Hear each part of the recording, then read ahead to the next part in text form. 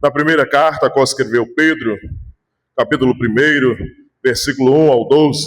1 Pedro, capítulo 1, do versículo 1 ao versículo de número 12, iremos iniciar mais uma exposição de um livro da Bíblia. Terminamos o livro de Tito, agora estamos em 1 Pedro, capítulo 1, versículo de número 1 ao versículo de número 12, aonde falaremos uma esperança que nunca morre. Vivemos um mundo em dias de crises, em dias difíceis, mas Pedro vai nos dizer sobre uma esperança que nunca morre, a esperança em Cristo Jesus. Precisamos estar firmados nessa esperança. Acompanhe comigo em sua Bíblia ou no telão a palavra do Senhor que nos diz assim: Pedro, apóstolo de Jesus Cristo, aos eleitos, peregrinos da dispersação no ponto da Galácia, Capadócia, Ásia e Bitínia, eleitos segundo a presciência de Deus Pai, pela santificação do Espírito, para a obediência e a aspersão do sangue de Jesus Cristo. Graça e paz vos sejam multiplicadas.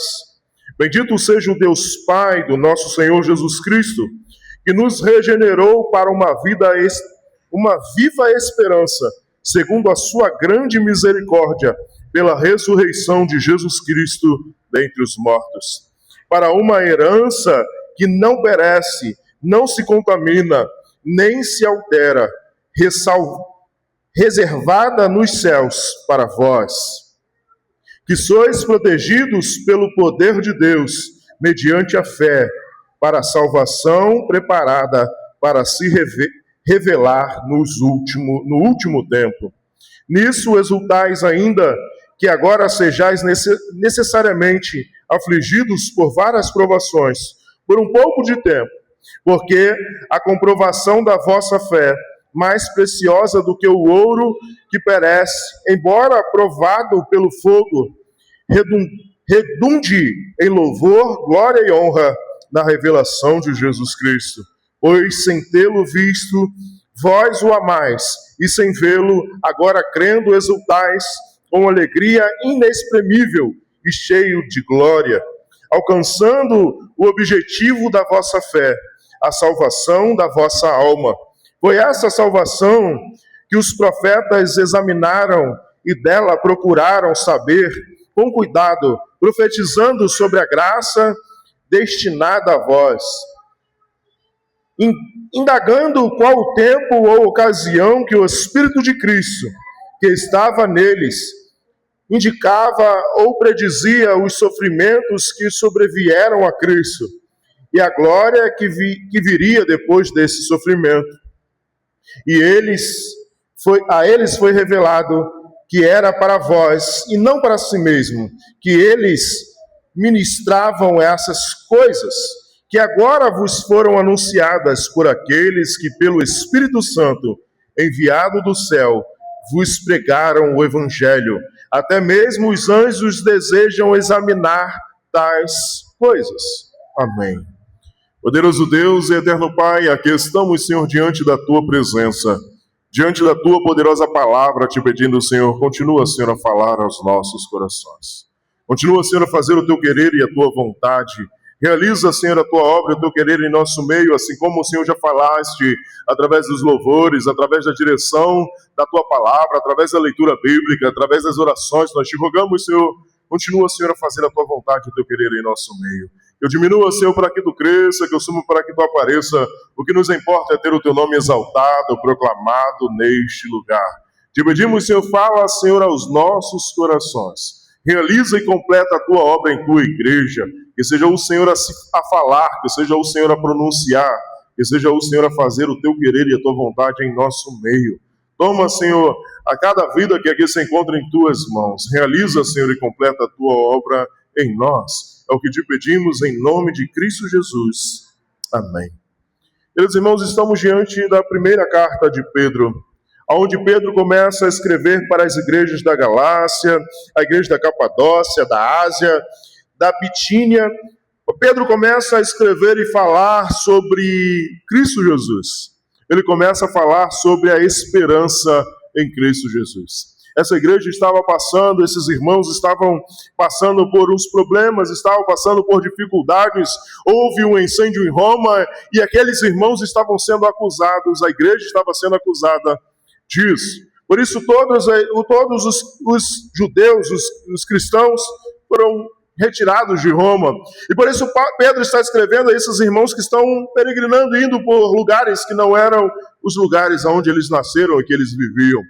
Mas Pedro começa a demonstrar que esse sofrimento que talvez eu e você possamos estar passando, ele é passageiro, pois Cristo venceu a morte e em Cristo Jesus somos mais do que vencedores.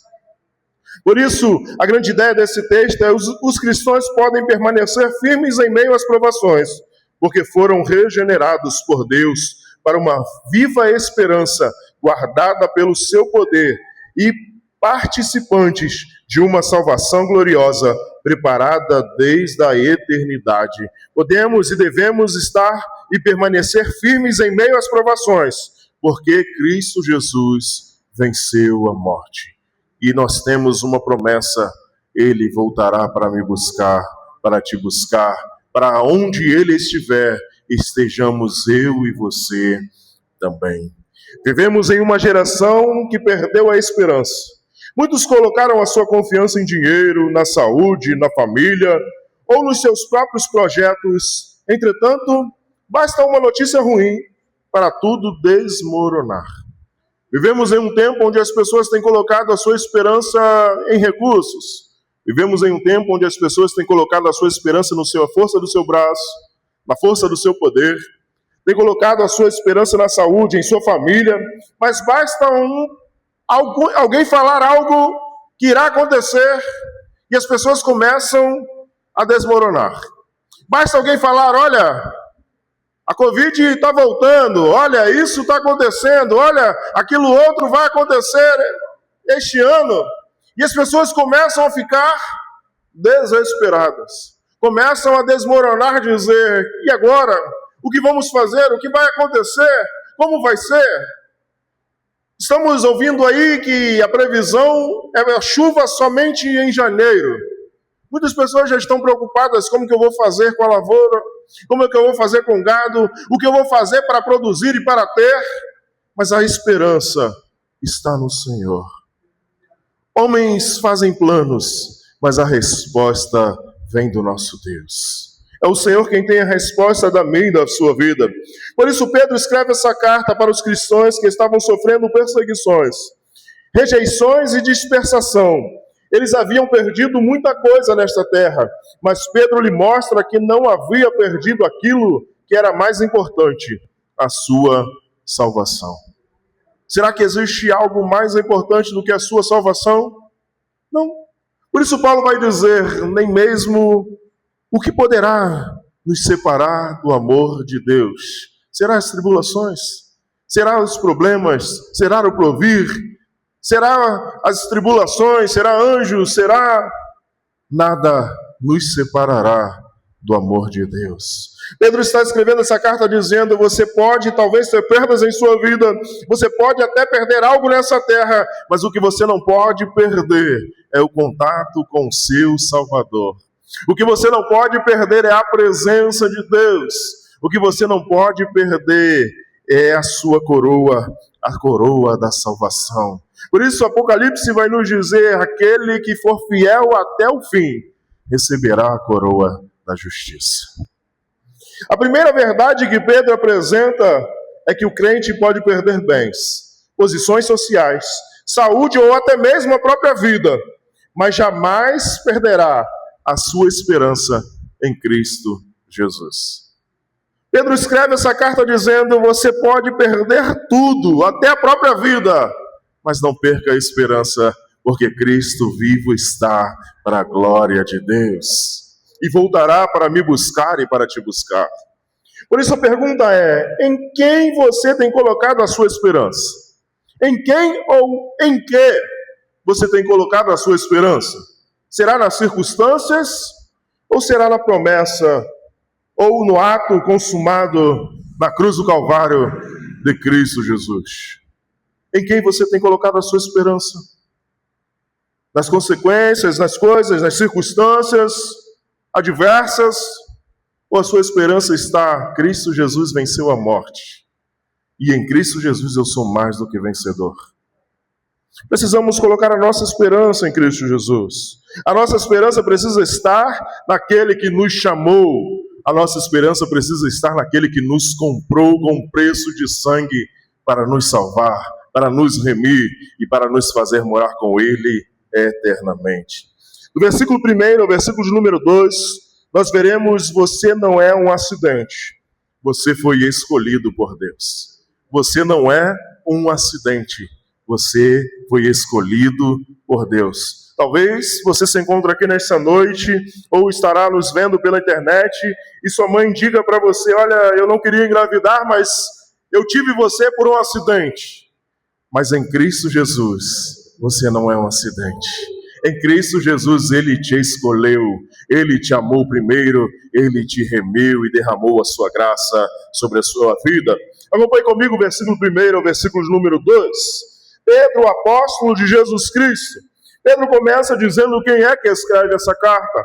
Pedro disse: eu, o enviado de Jesus Cristo, aos eleitos, perseguidos, peregrinos da dispensação, ao ponto da Galácia, da Capadócia, da Ásia e da Bitínia.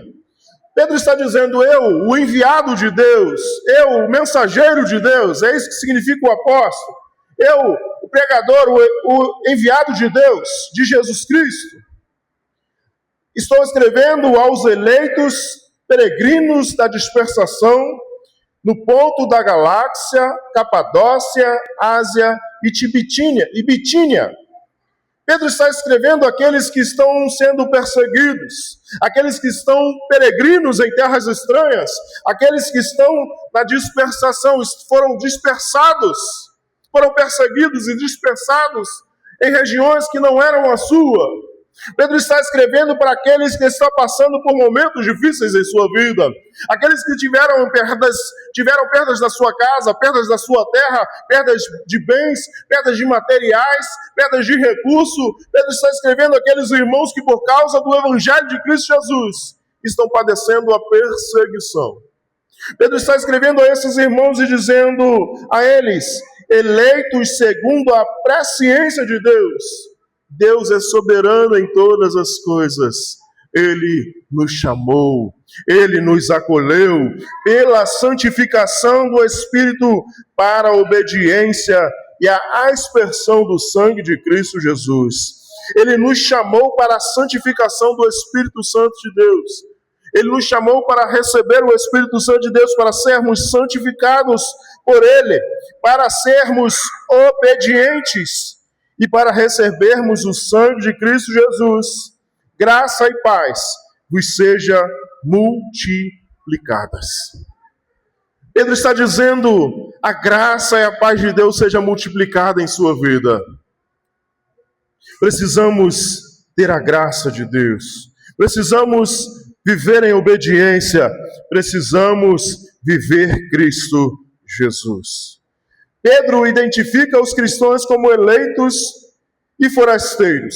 Eles estavam dispersos pelo mundo, mas não estavam esquecidos por Deus. O que isso significa?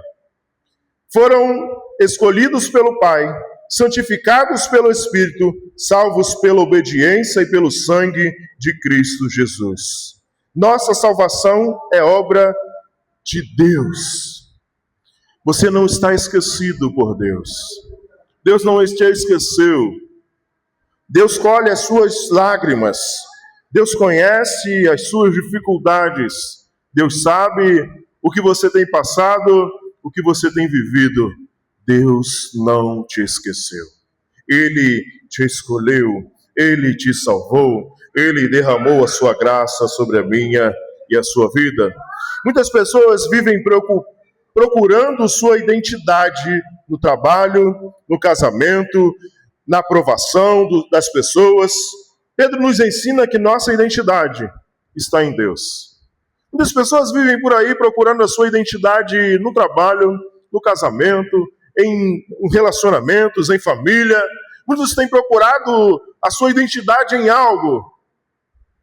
Eu vi um filme que o homem estava enfermo e chamou um rapaz e perguntava para ele: quem você é? E ele disse: eu sou fulano de tal, sou médico, sou isso, sou aquilo, sou PhD. E aquele homem disse para ele: e se te tirarem isso, quem é você? E ele disse: se me tirarem isso, eu sou aquilo, eu sou filho de fulano de tal, eu sou isso, eu sou aquilo. E se também te tirarem isso, quem é você? Pedro está nos ensinando quem somos em Deus. Somos filhos. Somos aquele que o Senhor nos amou primeiro, derramou a sua graça e o seu poder sobre a minha e a sua vida. Por isso, se tudo lhe fosse tirado hoje, você ainda saberia quem é você em Cristo Jesus? Se tudo fosse tirado da sua vida hoje, você saberia quem é você em Cristo Jesus? Ou será que você somente crê em Cristo Jesus ou somente serve a Cristo Jesus pelas coisas que Ele pode dar, pelas coisas que Ele faz, pelas coisas que eu tenho em Cristo Jesus? Se tudo fosse tirado hoje de você, você ainda saberia quem é você em Cristo Jesus? Se todas as bênçãos que você tem e possui fossem tiradas da sua vida, você saberia quem você ainda é em Cristo Jesus? Você pode ser desconhecido pelo mundo, mas é perfeitamente conhecida pelo céu. O Senhor te conhece. O Senhor ouve as suas orações. O Senhor ouve e colhe as suas lágrimas. 1 Pedro 2,9 nos diz: mas vós sois geração eleita, sacerdócio real, nação santa, povo de propriedade exclusiva de Deus. Nós somos povo exclusivo de Deus, nação santa. Efésios 1,4 nos diz: porque nele nos escolheu antes da fundação do mundo. Em Cristo Jesus somos mais do que vencedores. Pedro está escrevendo e dizendo: vocês que estão aí afora passando por problemas e dificuldades, lembre quem você é. Você precisa lembrar quem você é em Cristo Jesus. Não mostre a Deus o tamanho do seu problema. Mostre para o seu problema o tamanho do seu Deus. Precisamos entender quem somos em Cristo Jesus. Precisamos entender quem somos em Cristo Jesus. O que Pedro começa essa carta dizendo é ledando aqueles irmãos quem eles são em Cristo Jesus. Não importa o problema que você esteja passando, a dificuldade que você esteja passando, o que Pedro está dizendo: você é um povo adquirido por Deus. Você é um povo amado, você é os irmãos que Jesus pagou um preço na cruz do Calvário para te salvar e para te dar vida e vida em abundância. Às vezes estamos mais preocupados com o problema do que quem é o nosso Deus e quem somos em Cristo Jesus. Às vezes estamos mais preocupados em possuir e ter do que em viver para o nosso Deus, o nosso Senhor. Do versículo 3 ao 5, nós veremos que você foi gerado para uma viva esperança. Você foi gerado em Cristo Jesus para uma viva esperança. Bendito seja o Deus e Pai do nosso Senhor Jesus Cristo, que nos regenerou para uma viva esperança, segundo a sua grande misericórdia, pela ressurreição de Cristo Jesus dentre os mortos. Bendito seja o Deus e Pai, nosso Senhor Jesus Cristo, que nos regenerou, que nos tirou das trevas para a maravilhosa luz, que nos regenerou, que nos deu uma vida nova. Regeneração é uma vida transformada, é uma vida nova em Cristo Jesus. É o que Cristo Jesus fez por você. Quem você era ontem, quem você era antes, não importa. Em Cristo Jesus, somos mais do que vencedores. Por isso Pedro está dizendo: bendito seja o Deus e Pai, nosso Senhor Jesus Cristo, de nosso Senhor Jesus Cristo, que nos regenerou para uma viva esperança, segundo a sua graça, misericórdia, pela ressurreição de Jesus Cristo dentre os mortos. O que Pedro está dizendo é: graças a Deus, que Cristo Jesus morreu e ressuscitou, e por isso eu posso ter esperança. Porque se não fosse isso, já era. Paulo vai dizer, se Cristo não morreu e ressuscitou, em vão é a nossa fé. É isso que Pedro está dizendo. Graças a Deus, temos esperança em Cristo Jesus, porque neste mundo não há esperança. No homem, nas coisas, não há esperança. A esperança está em Cristo Jesus. Ele morreu na cruz para que eu e você nos tornemos filhos de Deus. Quando dizemos aí afora, muitas pessoas vão dizer, eu sou filho de Deus. Mas quando olhamos para a palavra de Deus, nós vemos que filhos são aqueles que são regenerados, são aqueles que são salvos pela graça de Cristo Jesus. 4. Para uma herança que não perece, não se contamina, nem se altera, reservada nos céus para nós. Olha que interessante. Para uma herança que não perece. Herança que não tem fim. Não perece, não tem prazo de validade. A herança em Cristo Jesus. Não se contamina, não muda, não se suja, nem se altera. Reservada nos céus. Uma herança incorruptível.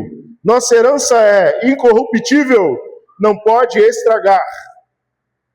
A nossa herança é sem mácula, não pode ser contaminada.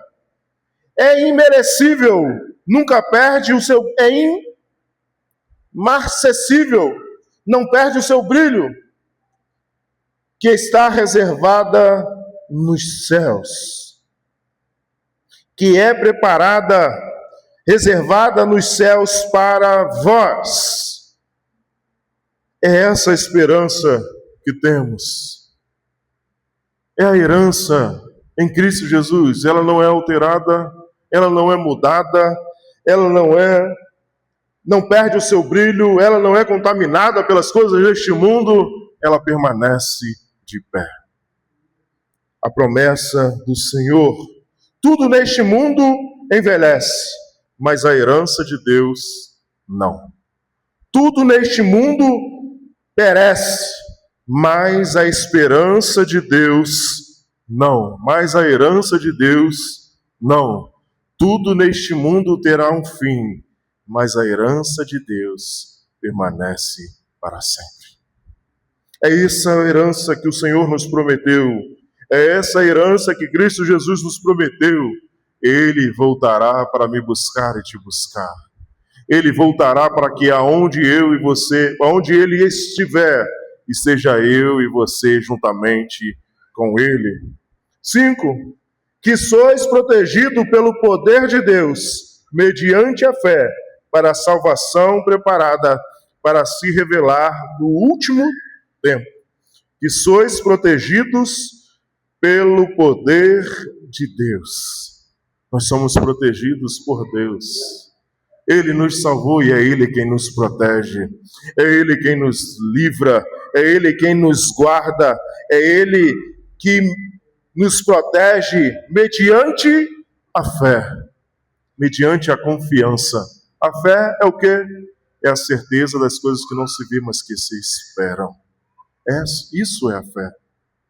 Eu não vejo, mas eu espero em Cristo Jesus.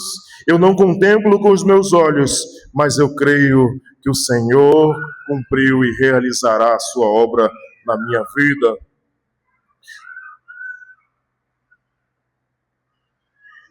Mediante a fé para a salvação, preparada para se revelar no último tempo. Pedro não diz apenas que devemos guardar a nossa fé, mas que Deus guarda os seus filhos. Mesmo Deus que nos salvou é o Deus que nos preserva.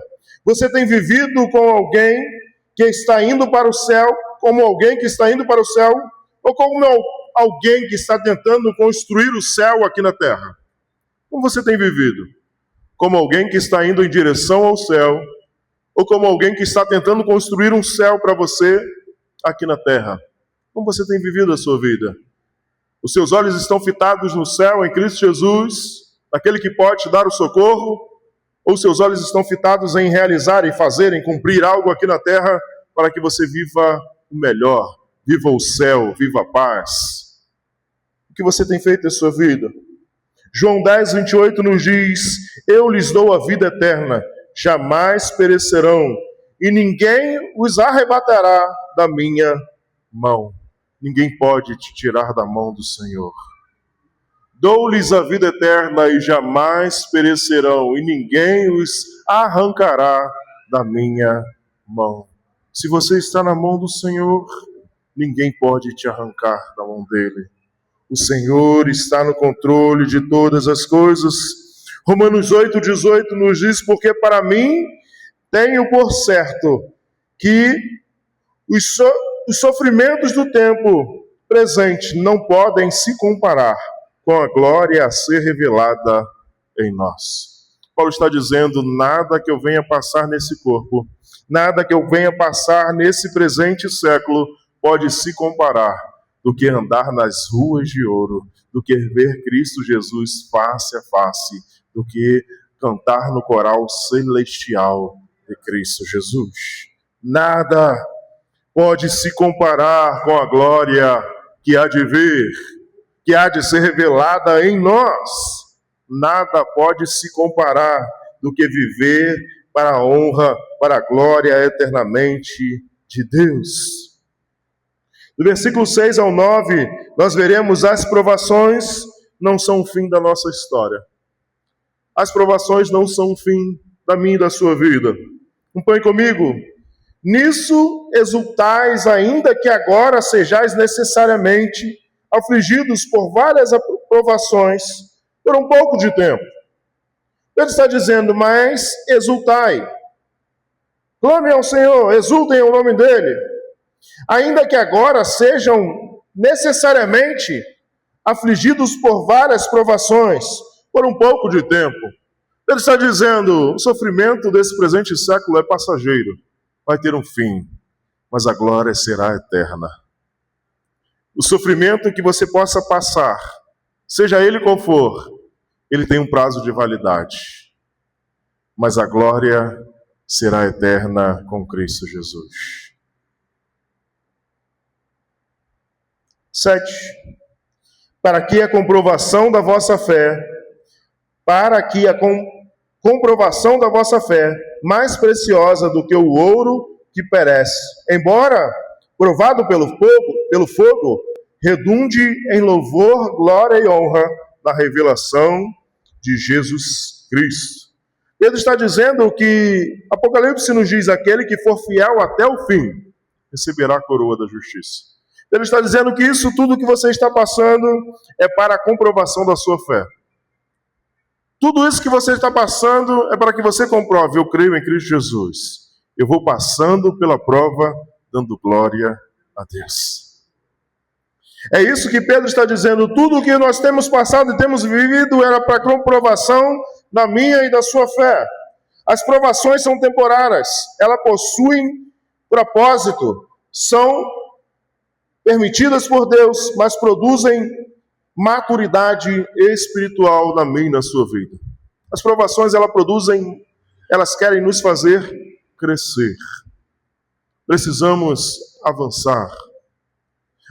As provações vêm, as dificuldades vêm para que venhamos crescer, para que venhamos amadurecer, para que venhamos cada vez mais olhar para o alvo, que é Cristo Jesus, o autor e consumador da minha e da sua fé. Assim como o ouro é refinado pelo fogo, nossa fé também é purificada pelas provações. O que Pedro está dizendo é que assim como o ouro é refinado, é tirado as impurezas toda dele no fogo, quando pegam uma barra de ouro, eles colocam e derretem ela, e ali eles aquecem a uma certa temperatura, que a sujeira fica em cima e o ouro fino fica embaixo. E as pessoas pegam ali uma peneira e tiram aquela sujeira e fica ali somente o ouro puro. É isso que Deus está fazendo comigo e contigo. Ele está nos refinando. Ele está nos preparando para a glória que há de vir. Ele está nos formando e nos fazendo ser cada dia melhores para a glória e para o louvor do seu santo nome. Há coisas que Deus só produz em nós quando passamos pelo vale. Há coisas que Deus só produz em nós quando passamos pelo vale. Há coisas que somente aprendemos quando estamos no deserto. Há coisas que somente encontramos ou sabemos quando estamos passando por dificuldades e por problemas. Se Deus estiver usando a sua maior luta para produzir a sua maior transformação, você tem pedido apenas para Deus tirar o fogo ou também para que Ele use o fogo para santificá-lo? O que você tem pedido ao Senhor? Senhor, me tire dessa prova, me tire dessa luta, me tire desse problema, me tire desse processo. Ou Senhor, me ajude a te louvar em meio às lutas. Senhor, me ajude a te exaltar em meio aos problemas, em meio às dificuldades. Me ajuda a entender o que eu preciso melhorar em minha vida, o que eu preciso fazer, quem eu preciso ser para o louvor do teu santo nome. Pedro chega a dizer algo extraordinário. A quem não havendo visto, amais. 5. Que sois protegido pelo Deus mediante a fé.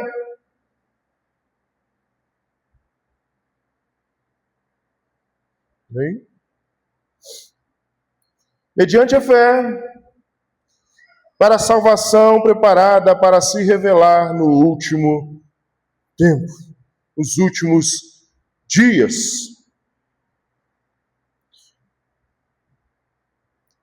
Seu sofrimento possui prazo de validade.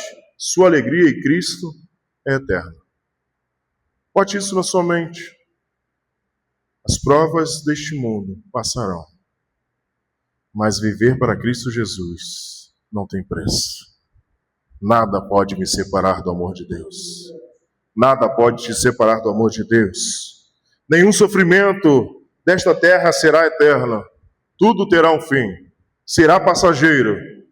Nada permanece para sempre. Tudo tem um fim. Por isso, permaneça firme. Permaneça constante. Aquele que for fiel até o fim receberá a coroa da justiça. Seja fiel até o fim. Eu lembro quando eu estava no exército e eu passei 15 dias no campo, 15 dias no meio do mato. E a gente ficava sem dormir, ficava sem beber água, ficava sem comer, ficava sem fazer uma porção de coisa. Mas o que mantinha a nossa esperança é que aquele tempo iria passar, que aquela provação iria ter um fim. Por isso, mantenha isso em sua mente. Nada é eterno. Um dia, tudo terá um fim. Romanos 8:28 nos diz: sabemos que todas as coisas cooperam para o bem daqueles que amam a Deus. Todas as coisas. São todas as coisas. Tudo o que você tem passado e tem vivido está cooperando para o seu crescimento. Olhe para trás. Olhe a sua vida, quem você era antes e quem você se tornou hoje. Talvez hoje você é mais perseverante. Talvez hoje você tenha vivido mais firme. Talvez hoje você tenha sido uma pessoa diferente que você era antes. Deus, Ele está nos preparando para o que tem de melhor para entregar para mim e a sua vida. Assim como o vaso na mão do oleiro só fica pronto da forma que ele quer, ele amassa, reamassa, molda, porque ele sabe o que vai ser derramado sobre o vaso. Por isso ele molda do jeito que ele quer, da maneira que ele quer e da forma que ele quer.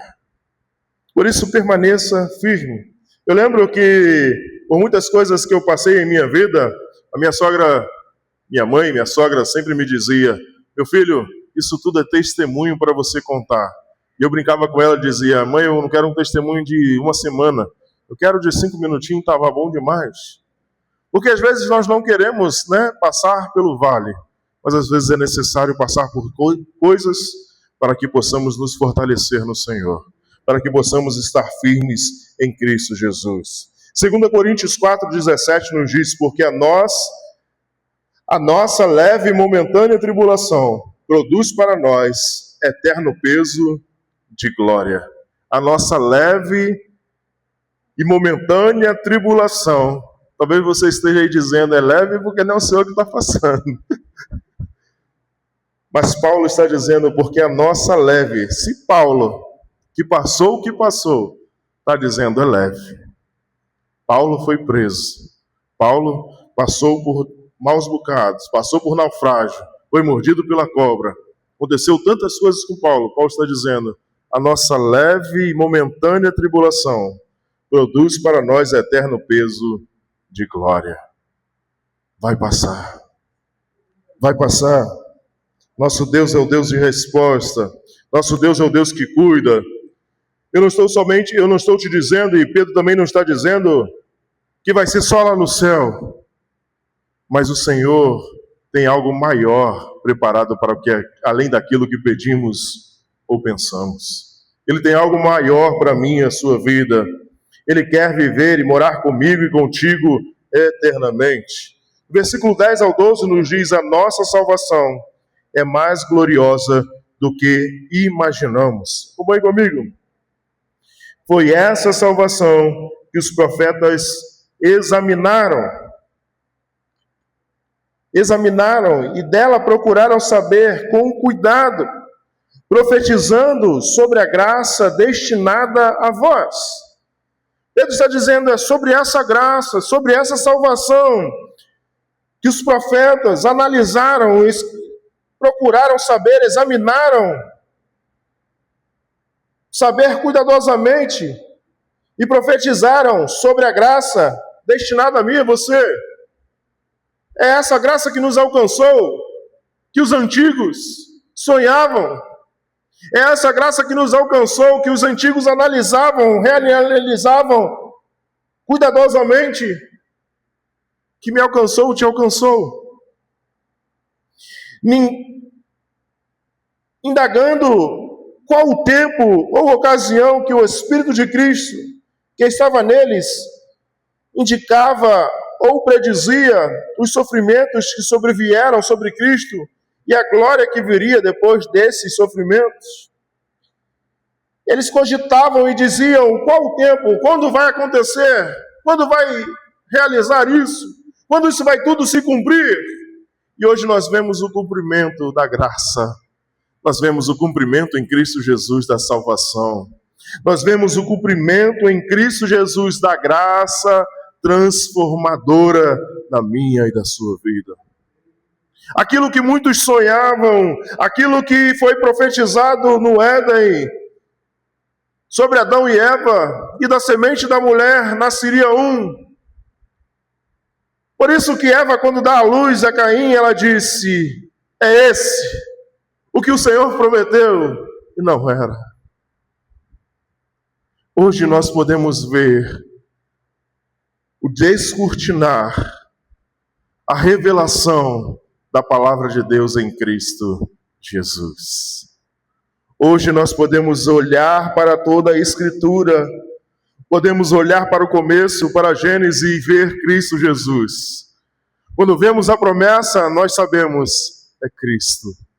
Quando olhamos para a multidão, quando olhamos para Abraão, que virá um e virá o descendente, nós podemos dizer, é Cristo.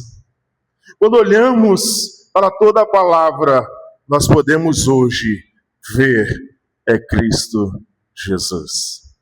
Por isso Pedro está dizendo, quantos se questionavam, dizendo, quando isso vai acontecer? Quando tudo isso vai chegar? Quando tudo isso vai acontecer? Hoje nós podemos ver, podemos tocar, podemos ser salvos por esse amor que nos constrange.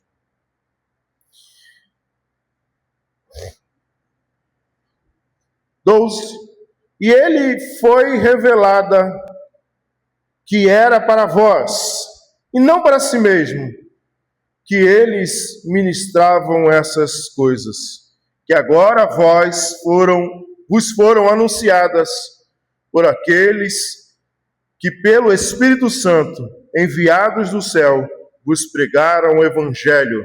Até mesmo os anjos desejam examinar tais coisas. Pedro está dizendo, os anjos desejavam pregar a palavra. mas a nós foi entregue pelo Espírito Santo enviado do céu para vos pregar o Evangelho. Fomos alcançados por essa graça, pelo Evangelho transformador. Fomos alcançados por Cristo Jesus. Eles anunciaram o sofrimento de Cristo, a glória que seguiria. Além disso, os profetas desejaram compreender plenamente essa salvação. Os apóstolos anunciaram essa salvação. Os anjos anelam contemplar essa salvação. Imagine isso. Aquilo que muitos cristãos tratam com desprezo é algo que os anjos contemplam com admiração. A salvação que muitos acham, fui salvo, não tem problema não. Fui salvo, não tem nada não. Quantos dentro da sua casa, dentro da sua família, não foram alcançados por essa graça ainda? Quantos ainda não foram alcançados e hoje você pode dizer: eu fui alcançado por Cristo Jesus? Não é algo comum, não é algo comum. Quantos? Por isso Paulo, aos Romanos, ele diz: Senhor, rasgue o meu nome, mas salve os judeus, porque eu creio, eu sei que eles têm fé, eu sei que eles acreditam, mas é de forma diferente. Quantos ainda estão cegos, mas o Senhor te alcançou, o Senhor te salvou, o Senhor, a sua graça se abundou sobre a minha e a sua vida. Quantos estão aí afora? Quantas pessoas têm tratado com desprezo a salvação? É normal, eu sou salvo, é comum, eu tenho comida todo dia, para que eu vou agradecer? Eu tenho o carro para ir para onde eu quero, eu tenho roupa para vestir, eu tenho um teto sobre a minha cabeça. É normal para mim? Não é normal. Quantas pessoas não têm um teto? Quantas pessoas não têm uma roupa? Quantas pessoas não têm saúde? Quantas pessoas não têm braços, não têm pernas, não têm voz, não têm olhos? Quantas pessoas estão aí afora? Mas às vezes tratamos com desprezo, porque eu tenho. É comum, nunca faltou. E estamos e tratamos com desprezo. O relacionamento com Cristo Jesus. Quantas pessoas dizem: sou salvo, eu não preciso, não tem problema nenhum, não faço mais nada, não oro, não busco, não tem problema não. E tratam com desprezo. Os anjos anelam, desejam examinar tais coisas. Os anjos desejam isso. Será que nós valorizamos a nossa salvação tanto quanto o céu valoriza? Será que eu tenho valorizado a salvação em Cristo Jesus tanto quanto os anjos valorizam essa salvação? Será que eu tenho valorizado o que Cristo Jesus fez na cruz do Calvário por mim? Será que o meu viver, a forma que eu vivo, a forma que eu falo, o que eu vivo, o que eu faço, tem valorizado o que Cristo Jesus fez na cruz do Calvário? Será que eu, comendo, bebendo ou vestindo, eu tenho feito para a glória de Deus? Como eu tenho vivido? Será que eu tenho me alegrado tão quanto os anjos se alegram? Como eu tenho vivido a minha vida? Ou eu tenho tratado como normal? É normal. A alegria foi no início, agora já passou esse primeiro amor, agora é só prova, tribulação, é isso, é aquilo. E eu esqueci da alegria de encontrar Cristo Jesus. E eu esqueci da alegria de viver para o Senhor, de ler a palavra, de orar, de buscar ter um relacionamento. Há pessoas que trocam Cristo por prazeres passageiros, abandonam a igreja por motivos banais e vivem espiritualmente frias, esquecendo-se do preço da sua redenção. Há pessoas que abrem mão de Cristo Jesus por desejos carnais. Há pessoas que têm abrido mão de Cristo Jesus por causa de coisas banais, por causa de coisas passageiras, por causa de coisas que irá ter um fim. Pessoas têm trocado Cristo Jesus por coisas passageiras. Têm abandonado a igreja por motivos banais e vivendo espiritualmente frias, esquecendo-se do preço da redenção. Quantos têm vivido uma vida fria espiritualmente, esquecendo que Cristo Jesus se esvaziou de toda a sua glória, tomou a estrutura de servo, foi fiel até a morte e morte de cruz. Cristo Jesus se fez vergonha, se fez maldito no meu e no seu lugar. A palavra de Deus em Deuteronômio nos diz que maldito é aquele que é pendurado no madeiro. Cristo Jesus se fez maldito por mim e por você. E às vezes nos esfriamos. E às vezes não damos valor, o devido valor, pelo que Ele fez por mim e por você. É comum, é normal. Mas Cristo se esvaziou de toda a sua glória. E sendo Deus, não teve como usurpação ser igual a Deus. Mas a si mesmo se humilhou, se esvaziou e foi fiel até a morte e morte de cruz. Jamais trate como comum aquilo que custa o sangue do Filho de Deus.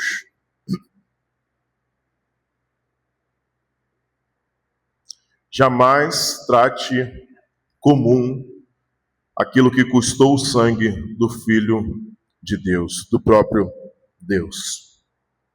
João 3,16 nos diz: porque Deus amou o mundo de tal maneira que deu seu Filho unigênito, para que todo aquele que nele crê não pereça, mas tenha vida eterna. Deus te amou, Deus amou o mundo e deu o seu Filho único, para que todo aquele que nele crê não pereça, mas tenha vida eterna. Efésios 1,7 nos diz: nele toda a redenção, pelo seu sangue, em remissão dos pecados, segundo a riqueza da sua graça. Em Cristo Jesus, somos remidos. Nele temos a redenção e o perdão dos nossos pecados, pelo seu sangue, segundo a riqueza da sua graça. Em Cristo Jesus somos perdoados.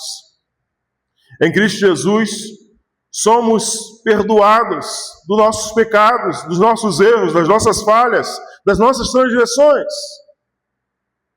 Pelo seu sangue, segundo a riqueza da sua graça. É tudo por Ele. Eu não tenho papel nenhum na graça. Eu não tenho papel nenhum na salvação. Tudo foi feito por Ele. E como não amar um Deus desse? E como não viver para a glória desse Deus?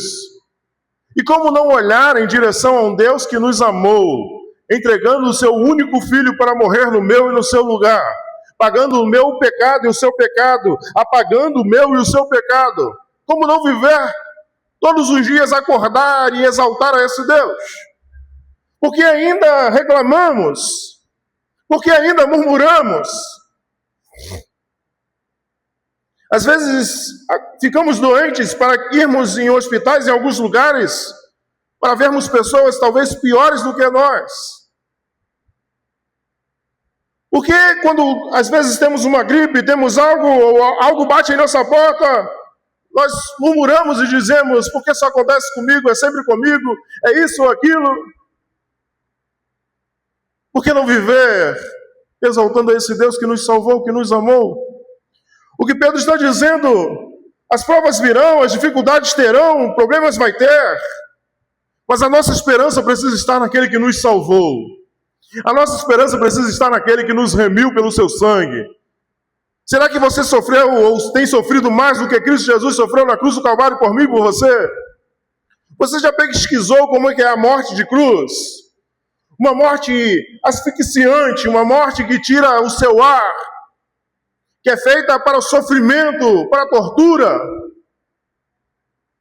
Os cravos que foram pregados por causa do meu e do seu pecado. As chicotadas que foi levado por causa de mim e por causa de você. Será que os sofrimentos que você tem passado em sua vida foi maior do que o Cristo Jesus passou na cruz do Calvário por mim e por você? Aquele que era Deus, que não teve como usurpação ser igual a Deus, na cruz, por receber o meu e o seu pecado, ele teve a divisão com o Pai. Por isso ele clama: Deus meu, por que me desamparais? Por causa de mim e de você, ele se fez maldito na cruz do Calvário. por causa do meu e do seu pecado. Ele perdeu o contato de Deus na cruz do Calvário. Por isso Deus nos diz: sede santo, pois eu sou santo, porque sem a qual, a santidade, ninguém verá a Deus. Cristo Jesus sabia o preço que ele iria pagar. Por isso que no jardim ele ora e diz: Senhor, se possível for, afaste de mim esse cálice, mas que não seja feita a minha vontade, mas sim a sua. Será que todo o sofrimento que você tem passado se compara ao que Cristo Jesus pagou pelo meu e seu pecado? Ele não teve culpa, ele não teve pecado, ele não teve transgressão, mas ele pagou por mim e por você.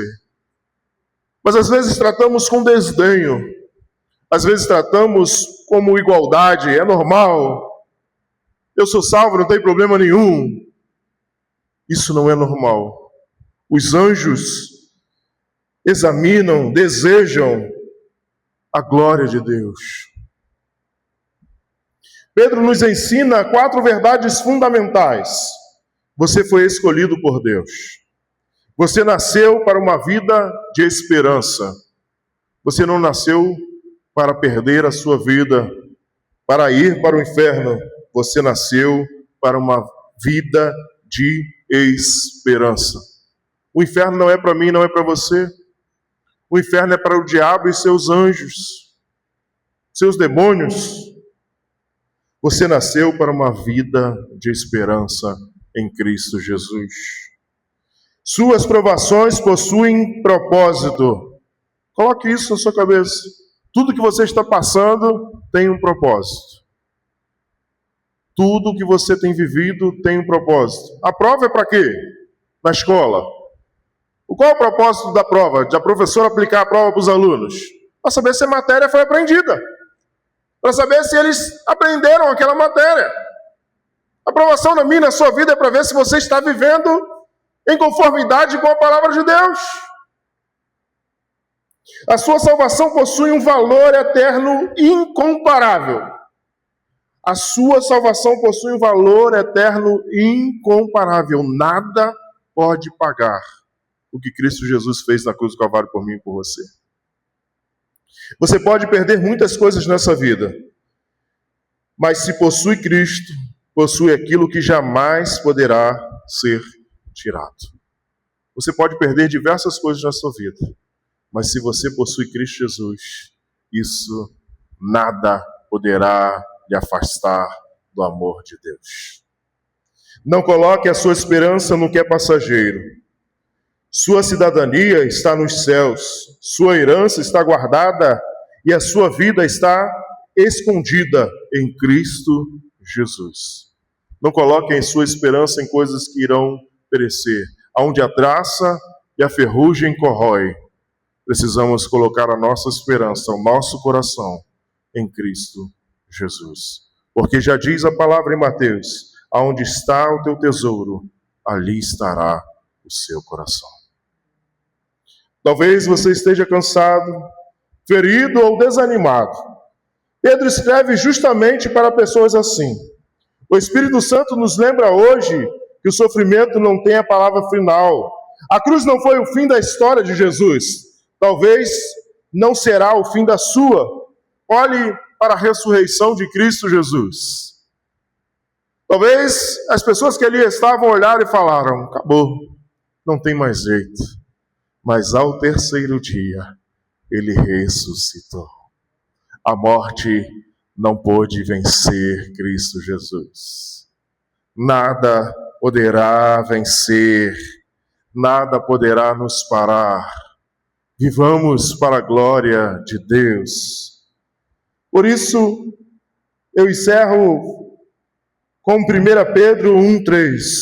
Bendito seja o Deus e Pai do nosso Senhor Jesus Cristo, que nos regenerou para uma viva esperança, segundo a sua graça, misericórdia, pela ressurreição de Jesus Cristo dentre os mortos. Ele vivo está. Amém.